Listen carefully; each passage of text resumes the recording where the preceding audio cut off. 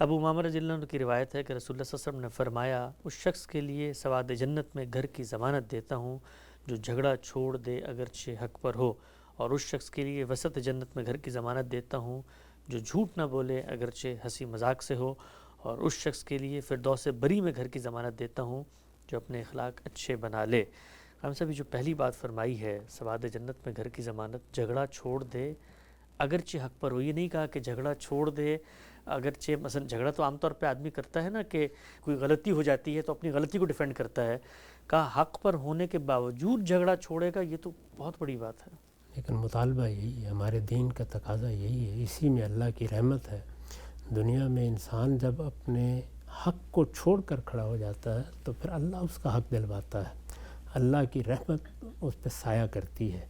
اللہ کے پیغمبر نے اس کے لیے جو بشارتیں دی ہیں ان کا مستحق ہو جاتا ہے۔ تو ہمارے دین میں یہی چیز بتائی گئی ہے، دنیا میں کبھی کسی جھگڑے کا فیصلہ نہیں کیا جا سکتا۔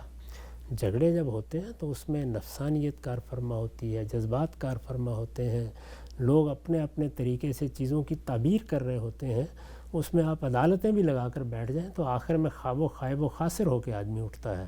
ہمیں بھی بارہا اس کا تجربہ زندگی میں ہوا ہے کہ کسی چیز کی تنقید کرنے کے لیے بیٹھے ہیں تو بجائے تنقید ہونے کے اور زیادہ رسوائی ہو گئی ہے۔ اس میں وہی بات صحیح ہے جو اللہ کے پیغمبر نے بتائی ہے کہ آپ محبت کے ساتھ، شائستگی اور تہذیب کے ساتھ اپنا موقف پیش کریں۔ کسی بات کے بارے میں اگر کوئی الجھن ہے تو آپ اس کو دور کرنے کی صحیح کریں، اپنی بات آپ دلیل سے بیان کر دیں۔ اگر یہ معلوم ہو کہ دوسرا جدال پر اترا ہوا ہے، زیادتی پر اترا ہوا ہے، وہ الزامات لگانے سے باز نہیں آتا، تو یہ پھر جھگڑا ہے۔ جھگڑے میں آدمی کا کام یہی ہے کہ وہ خاموش ہو جائے، اور یہی بات رسالت مآب صلی اللہ علیہ وسلم نے تعلیم دی ہے۔ جیسے ہی آپ یہ خاموشی اختیار کر لیتے ہیں تو اللہ اور اس کے فرشتوں کی مدد شامل حال ہو جاتی ہے۔ ٹھیک، اچھا ہم صاحب میں عملی طور پہ آپ سے پوچھتا ہوں، مثلا کسی شخص نے مجھ پہ ایک الزام لگایا، میں سمجھتا ہوں الزام غلط ہے، ہم دونوں کے درمیان نزاع ہو گیا، کوئی تھوڑی سی گرمی پیدا ہو گئی اور اب جھگڑے کی صورت آ گئی۔ اب میں مثلا کیا کروں؟ میں اگر جھگڑا چھوڑتا ہوں تو عوام میں تو یہ تاثر جائے گا جیسے یہی چور ہے، اور میں پوری جس کو آپ کہتے ہیں زور و شور کے ساتھ اپنے موقف کو پیش کرتا ہوں، اس کے موقف کی تردید کرتا ہوں، تو جھگڑا تو قائم ہی رہے گا، لیکن اگر میں تردید نہیں کروں گا تو لوگ سمجھیں گے میں تو چور ہوں۔ تردید کرنا تو کوئی بڑی بات نہیں ہے، جب موقع ہو الزام کی تردید کر دیں۔ علمی معاملات میں بھی یہی کرنا چاہیے، عملی معاملات میں بھی یہی کرنا چاہیے۔ آدمی بعض اوقات محسوس کرتا ہے کہ تردید کی بھی ضرورت نہیں ہے، لوگ جانتے ہیں کہ یہ زیادتی کی جا رہی ہے، اس میں بھی خاموش ہو جاتا ہے۔ لیکن اگر یہ اندازہ ہو کہ نہیں تردید کرنی ہے یا وضاحت کرنی ہے تو وضاحت کرنا اور تردید کرنا جھگڑا کرنا نہیں ہے۔ جھگڑا کرنا تو رد عمل کی نفسیات میں مبتلا ہو کے جواب دینا ہے، الزامات لگانا ہے، تعلقات ختم کرنا ہے۔ نہیں، آدمی ہنستے مسکراتے مہذب اسلوب میں اپنی بات کہہ دے اور وضاحت کر دے۔ ٹھیک، اچھا ہم صاحب عملی افادیت کے لحاظ سے یہ تو دینی پہلو ہے، اس کا ظاہری بات ہے، آپ اپنے آپ کو آگے پیچھے کر لیتے ہیں تو اللہ تعالیٰ مدد کرتا ہے، نصرت تائید اس کی شامل ہو جاتی ہے۔ زندگی کے عملی افادیت کے لحاظ سے آپ اس وقت عمر کے اس حصے میں پوری زندگی آپ نے گزاری اور بہت بڑے امکانات پیدا ہوں گے، لوگوں نے جھگڑا بھی کیا ہوگا۔ انسان کی اپنی جو ترجیحات ہیں، اگر آدمی جھگڑے میں لگ جاتا ہے تو یہ واقعہ ہے کہ اس کا خود جو نفسیاتی وجود ہے، نفسیات انسانی کے جو اطباء حاذق طبیب ہیں وہ بھی یہ کہتے ہیں کہ بھائی آپ پر اثر ہوتا ہے، آپ کا بلڈ پریشر ہائی ہو جائے گا، آپ چڑچڑے ہو جائیں گے جب آپ غصہ کرتے ہیں، جھگڑا کرتے ہیں، اور آپ کے جو اپنے اہداف تھے ان کو آپ حاصل نہیں کر سکتے۔ تو اس کے بارے میں کیا رائے ہے آپ کی؟ ٹھیک بات؟ بالکل درست بات ہے، یعنی جھگڑے کا کوئی فائدہ نہیں ہوتا۔ میں نے تو اپنی پوری زندگی میں جب کبھی اپنے اوپر قابو پانے میں کوتاہی کی ہے ہمیشہ نقصان اٹھایا ہے، اس کا کوئی فائدہ نہیں ہوتا۔ یعنی صحیح اصول وہی ہے کہ اپنی بات کہیں، پورے اعتماد کے ساتھ کہیں، اگر کوئی غلط بات کہی جا رہی ہے تو اس کی تردید کرنا موضوع ہے تو تردید کر دیں، اگر کسی نے کوئی وضاحت طلب کی ہے تو وضاحت پیش کر دیں۔ اس کے بعد آپ نہ صرف یہ کہ خاموش ہو جائیں اور دوسروں کے لیے اللہ تعالیٰ سے دعا کریں، اس کے نتیجے میں آپ کی اپنی سلامتی طبع قائم رہتی ہے، آپ کی صحت پر برا اثر نہیں پڑتا، آپ کا اخلاقی وجود محکم رہتا ہے، اور آپ کے لیے راستے اللہ تعالیٰ پیدا کرتا رہتا ہے۔ رد عمل کی نفسیات میں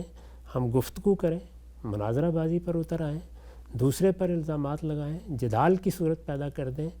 تو یہ تو اپنے آپ کو برباد کر لینا ہے۔ یہ اصل میں خودکشی ہے، یہ اخلاق کی خودکشی پر منتج ہوتا ہے، اس کے سوا کوئی چیز حاصل نہیں ہوتی۔ وہ تینوں چیزیں پیش نظر رکھنی چاہیے جو اللہ تعالیٰ نے آخری عبادت میں فرمائی ہے فلا رفث ولا فسوق ولا جدال بالحج، یعنی جس طرح ہمیں اپنی آنکھوں کی حفاظت کرنی ہے عام حالات میں بھی، یہ صرف کوئی حج کا معاملہ ہی تو نہیں ہے، ہاتھوں کی حفاظت کرنی ہے، خلوت کی حفاظت کرنی ہے، شرمگاہوں کی حفاظت کرنی ہے، اسی طریقے سے ہمیں اپنے نفس کے ان داعیات کی بھی حفاظت کرنی ہے جن میں شیطان اکساہٹ پیدا کرتا ہے۔ قرآن مجید نے اس کو نزغ سے تعبیر کیا ہے۔ جس وقت دعوت دی جا رہی ہوتی ہے، کوئی نیکی کا کام کیا جا رہا ہوتا ہے، لوگ رکاوٹیں ڈالتے ہیں، وہ اپنے ہوں یا بیگانے آپ کے مقابلے میں کھڑے ہو جاتے ہیں، آپ پر الزامات لگاتے ہیں، اس میں پھر شیطان اکساہٹ پیدا کرتا ہے کہ تم بھی ان کے ساتھ یہ اور یہ کر سکتے ہو۔ تو ایسے موقعوں پر اللہ تعالیٰ سے پناہ مانگنی چاہیے اور فوراً خاموش ہو جانا چاہیے۔ اس شخص کے لیے جنت کی ضمانت ہے جو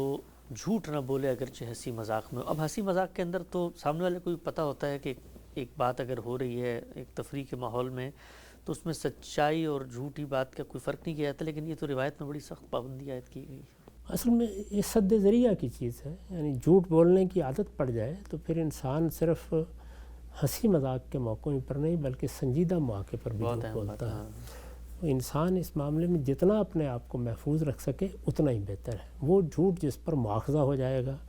وہ تو دھوکے دینے والا ہی ہے، یعنی جب آپ کسی کو فریب دینا چاہتے ہیں، کوئی مقصد حاصل کرنا چاہتے ہیں، اپنے لیے کوئی جذباتی مقصد ہی حاصل کرنے کے لیے جھوٹ بولتے ہیں تو یہ چیز تو اللہ کے ہاں مصول ٹھہرا دے گی۔ لیکن ہنسی مذاق میں بھی اگر آدمی احتیاط کرے گا تو اس طرح کے شخص سے پھر یہ توقع نہیں کی جا سکتی کہ وہ کسی سنجیدہ موقع پر جھوٹ بولے گا یا دھوکہ دے گا لوگوں کو۔ ٹھیک، ہم نے بھی 3 درجات بیان کیے، اس کو فرمایا کہ جنت کے اوپر کے حصے میں وسط جنت فردوس بری ہیں، اور تو یہ درجہ بندی جو ہے یہ جنت کے اندر بھی درجہ بندی ہوگی تو عقل تو یہ کہتی ہے، اللہ تعالیٰ نے کہا ہے کہ بھئی لا خوف علیہم ولا ہم یحزنون، نہ کوئی پچھتاوا ہوگا نہ اندیشہ ہوگا مستقبل کا، تو وہاں پر بھی اگر درجہ بندی ہوگی تو پھر تو جنت میں جا کر بھی وہ ساری جس کو کہتے ہیں جذبات قائم رہیں گے کہ بھئی کاش میں اوپر چلا جاؤں، نیچے والے کو دیکھ رہا ہوگا، تو وہاں تو یہ سب ختم ہو جانا چاہیے۔ وہ پہلے مرحلے میں ختم ہو جائیں گے، اس لیے کہ وہ جد و جہد کی جگہ نہیں ہے۔ پہلے مرحلے میں تو ہر انسان کو یہ محسوس ہوگا کہ کاش میں نے مزید کوشش کر لی ہوتی، میں نے اور 2 درجات حاصل کر لیے ہوتے۔ پہلے مرحلے میں تو جب محشر میں اعمال نامے پکڑائے جائیں تو یہی ہوگا، لیکن خدا کی جنت اتنی وسیع ہے، اس میں اللہ کی اتنی نعمتیں ہیں کہ جیسے ہی انسان کو وہ مل جائے گی تو اس کے اندر ایک قناعت پیدا ہوگی کہ جتنی میں نے محنت کی تھی اس کے لحاظ سے مجھے جگہ مل گئی، اللہ کا کرم ہے، میں عذاب سے بچ گیا ہوں اور یہاں اللہ کی رحمت کے سائے میں آ گیا ہوں۔